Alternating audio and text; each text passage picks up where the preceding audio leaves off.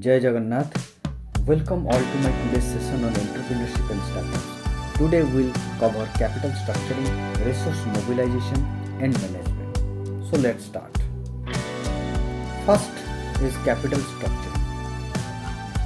Capital structure is a combination of debt and equity for financing a business venture, where equity financing is known as the permanent source for capital with financial flexibility, and debt financing is known as finite to maturity capital source and a legal obligation to the company for a certain cash outflows. Next, factors affecting capital structure. These are the factors which generally affect the capital structure of an organization. So first is company life cycle. Company life cycle क्या है? Company समय के साथ cash consumer से cash generator बनता है, तो उसी हिसाब से उसका कैपिटल स्ट्रक्चर बदलता है। पहले जब कंपनी स्टार्ट होती है तो उसके पास क्या कैश नहीं रहता है, फंड नहीं रहता है, वो फंड बाहर से रेज करता है, उसी फंड के हिसाब से बिजनेस करता है। फिर धीरे धीरे जैसे ही बिजनेस आगे बढ़ता रहता है, कंपनी अपना फंड अपना रिक्वायरमेंट खुद जनरेट करता है और उसी जनरेशन से वो आगे जाकर दूसरे कंपनी से या फिर दूसरे प्रोजेक्ट को फंडिंग कर पाता है। तो उसी हिसाब से उसका कैपिटल का स्ट्रक्चर बदलता रहता है। तो this is first is companies life cycle is the one of the factors. Then next is cost of capital. Cost of capital क्या है? जो कॉस्ट ऑफ कैपिटल में से जो कैपिटल हम रेस करेंगे उस कैपिटल का कॉस्ट क्या रहेगा।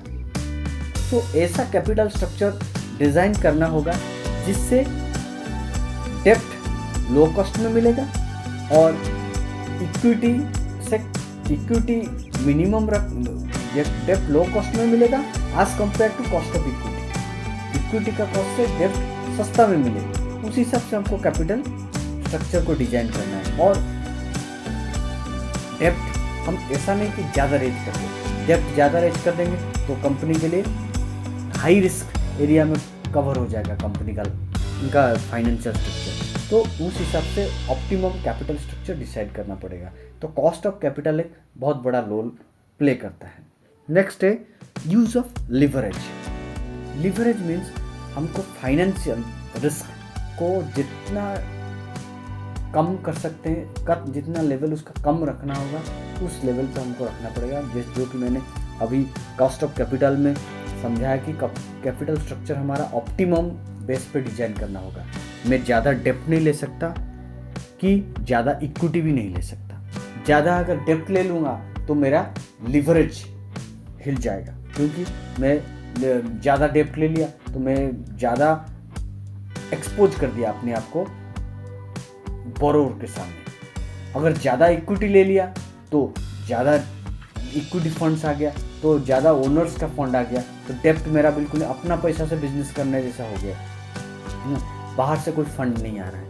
तो ये चीज़ हमको देखना पड़ेगा हमेशा कि कॉस्ट ऑफ कैपिटल मिनिमम रहना है एंड लिवरेज भी प्रॉपर हम जितना यूज करना चाहे उतना ही करें। मतलब फाइनेंशियल रिस्क मिनिमम से मिनिमम रख के कैपिटल स्ट्रक्चर डिसाइड करना पड़ेगा। Next is consideration of stakeholders interest. Shareholders का ओपिनियन लेना मस्ट है while deciding the capital structure of the business. Then resource mobilisation. Resource mobilisation means संसाधन जुटाना। This is the backbone and defining characteristics of an entrepreneurship, and this is done to exploit opportunities in which sale made at a price above the cost. Under this, an entrepreneur organize and recombine a variety of resources such as financial capital, human capital, that is skilled labor, and social capital, for example networking. Resources here are referred to as tangible and intangible assets owned by the entrepreneur.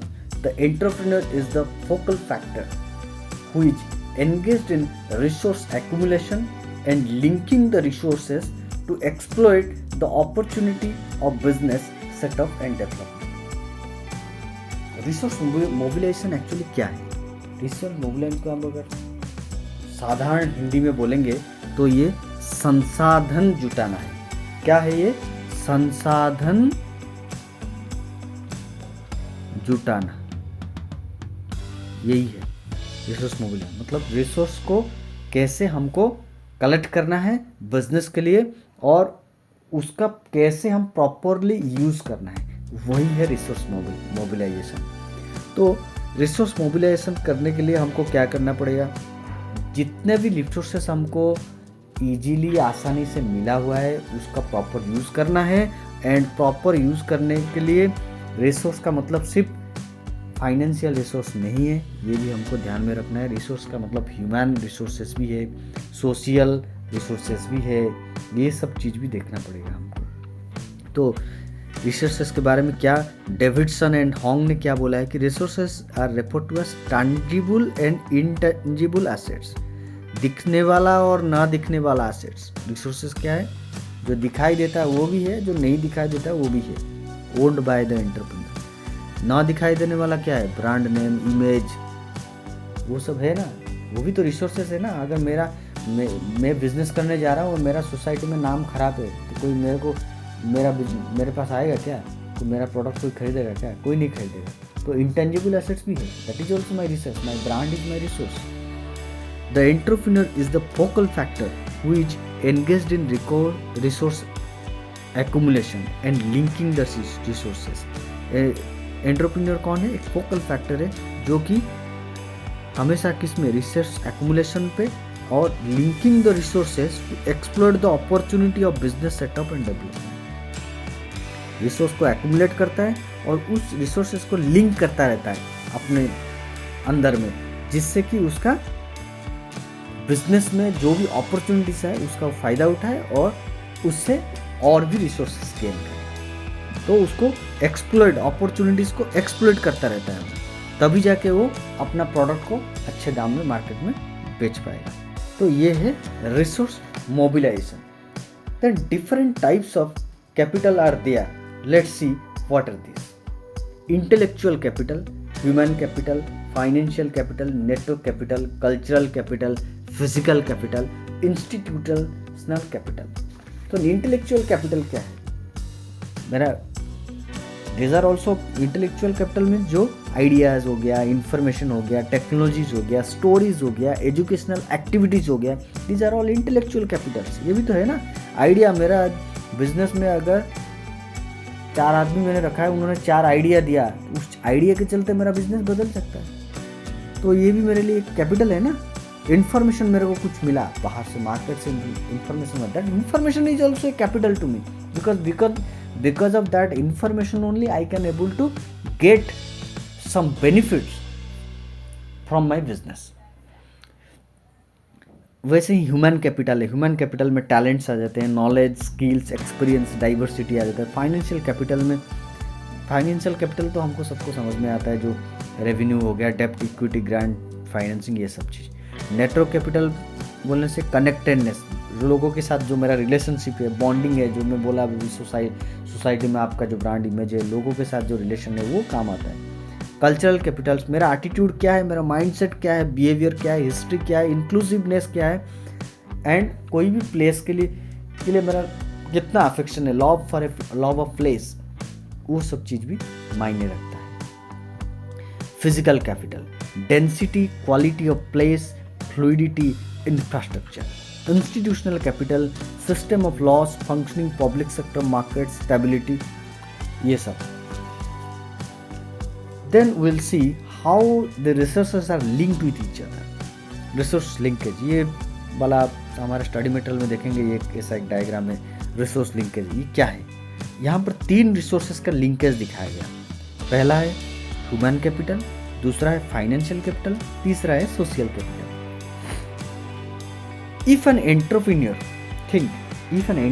invest in a right human capital, if an entrepreneur invest in a right human capital, it will help in acquiring financial capital. Definitely. अच्छा आदमी रखोगे तो अच्छा आदमी अच्छा काम करेगा, अच्छा काम करने से अच्छा बिजनेस होगा, अच्छा बिजनेस होने से अच्छा पैसा आएगा, तो फाइनेंशियल कैपिटल बढ़ा ना। तो लिंक है कि नहीं, अच्छा आदमी रखने से फायदा हुआ कि नहीं बिजनेस को। So through this financial capital, the entrepreneur can enter into social capital area. अगर पैसा अच्छा आ गया तभी तो आप सोसाइटी में अच्छा काम कर पाओगे, अच्छे लोगों के पास जाके अच्छा अपने बारे में बता सकते हो, नेटवर्किंग कर सकते हो। पैसा आएगा तो खर्चा कर पाओगे ना, पैसा नहीं आएगा तो कहाँ से आएगा। तो अल्टीमेटली क्या हुआ, पहले ह्यूमन कैपिटल आया, उसके बाद फाइनेंशियल कैपिटल आया, फिर जब पैसा आ गया तो आप सोशल कैपिटल आ गया आपके पास। तो ये है resource linkages. Then resource mobilisation passes through generally 3 stages. First stage, search, identifying potential resources. पहला स्टेज क्या है रिसोर्स मोबिलाइजेशन में, सर्च करना, आइडेंटिफाई करना, कहाँ पर रिसोर्सेस है उसको ढूंढना। दूसरा स्टेज क्या है, access, agreement for deploying the resources. उसके बाद ढूंढने के बाद उसको क्या, उठाना, जुटाना, एक्सेस करना, ठीक है, एग्रीमेंट करना कि वो रिसोर्सेस मेरे को दे दो। Then third step is transfer, that is actual deployment by property right transfer. Resources को अपने हाथ में रियली लाना। एक्सेस में हमने क्या किया, उसके साथ बात किया रिसोर्स लाने के लिए, बट ट्रांसफर में क्या किया, वो रिसोर्सेस अपने पास ले आना। तो 3 स्टेजेस हुआ, याद रखना है, सर्च, एक्सेस, ट्रांसफर। ये है stages of resource mobilisation. Next आता है management. Under management an entrepreneur must have a good understanding of production process, accounting, marketing and overall management for effective handling of the enterprise. ये तो भाई must है। जो entrepreneur है उसको, वो जिस बिजनेस में कर रहा है काम, उसका प्रोडक्शन प्रोसेस के बारे में उसको सही से ढंग से उसको ज्ञान होना बहुत ज़रूरी है। और बाकी रहा accounting and marketing, overall management, ये तो स्किल्स चाहिए ही चाहिए, नहीं चाहिए तो नहीं होगा तो कैसे करेगा भाई। हिसाब किताब अगर अपना बिजनेस का उसको समझ में ना आए तो बिजनेस का हिसाब किताब समझेगा कैसे। तो ये चीज़ ज़रूरी है। For management some of the important decisions are taken by the entrepreneur regarding unit size and it installed capacity. ज़रूर कि क्या साइज रहेगा मेरा बिजनेस का, यूनिट का क्या साइज रहेगा, एंड मेरा जो मशीन लगाऊंगा इसका कैपेसिटी क्या रहेगा, इनिशियल कैपेसिटी में क्या रखूँगा। Then identification of machinery requirements and the technical know how, proper technical training to whom, to the persons who are going to operate those machines. Knowledge of quality control systems, this is must. Quality is always important in today's area in any business, because people are paying only for the quality of the product. If your product is not of the desired quality, nobody is going to purchase it. Nobody is going to purchase it. Then staff requirement तो पहला चीज़ है भाई, business start करने से पहले तो आदमी रखोगे तो भी तो होगा, क्योंकि हमने अभी पढ़ा ना रिसोर्स लिंकेज है, पहले ह्यूमन कैपिटल के ऊपर इन्वेस्ट करना पड़ेगा, उसके बाद बाकी चीज़ें। Then cost of maintenance, machine लगाने से नहीं है, उसको मेंटेनेंस भी करना पड़ेगा समय समय पर। Knowledge of after sale services, availability of spare parts and support services to the end customers. End customers के लिए सपोर्ट सर्विसेज रहना चाहिए। ओला के बारे में अभी सबको पता है ना, ओला क्यों स्टार्टिंग में इतना ऊपर तक जाने के बाद फिर क्यों ओला डाउन हुआ, क्योंकि उसने बना तो दिया बहुत बढ़िया प्रोडक्ट, उम्दा प्रोडक्ट बनाया, मार्केट में ऐसा प्रोडक्ट किसी के पास नहीं था, बट जब उसमें प्रॉब्लम्स आने स्टार्ट हुए तो वो आफ्टर सेल सर्विस नहीं दे पा रहा था, जिसके चलते उसका नाम खराब हो गया। अभी धीरे धीरे ठीक हो रहा है, बट नाम खराब तो हुआ, क्योंकि उसका जो मालिक थे मिस्टर भाविश अग्रवाल, उन्होंने ये चीज़ के बारे में ध्यान नहीं दिया, ये वाला पॉइंट छोड़ दिया उन्होंने। अगर knowledge of after sale services का डिसीजन उन्होंने पहले लिया होता तो ये सिचुएशन नहीं आती, तो ये भी जरूरी है। Then depreciation of assets definitely depreciate होगा, तो नया एसेट्स भी लाना है आगे जाकर, तो डेप्रिसिएशन तो बनेगा ही। ऐसा नहीं कि खरीद लिया वो जिंदगी भर चलेगा, अनलिमिटेड लाइफ तो किसी का भी नहीं है। Then raw material requirement, supply chain management, these are normal things every entrepreneur needs to take decision on all this things. Next क्या है, entrepreneur, the primary concern of the entrepreneur is to access the place where the enterprise is going to be established. Primary concern of the entrepreneur is to access the place where the enterprise is going to be established. The cost of concern are basic infrastructure cost. Basic infrastructure, normal जितना business को शुरू करने के लिए जितना basic infrastructure चाहिए, उसके बिना बिजनेस हो नहीं सकता भाई। मेरे को एक शेड तो बनाना ही पड़ेगा, नहीं तो मशीन रहेगी कहाँ। मेरे को एक ऑफिस तो बनाना ही पड़ेगा, नहीं तो मेरे स्टाफ बैठेंगे कहाँ। मेरे को तो वायरिंग वगैरह लाइटिंग की करनी ही पड़ेगी, नहीं तो चलेगा कैसा मशीन, हम काम कैसे करेंगे। ये है बेसिक इंफ्रास्ट्रक्चर कॉस्ट। इसको तो इनिशियली बिजनेस एस्टेब्लिशमेंट्स के पहले एंटरप्रेन्योर को देखना ही होगा।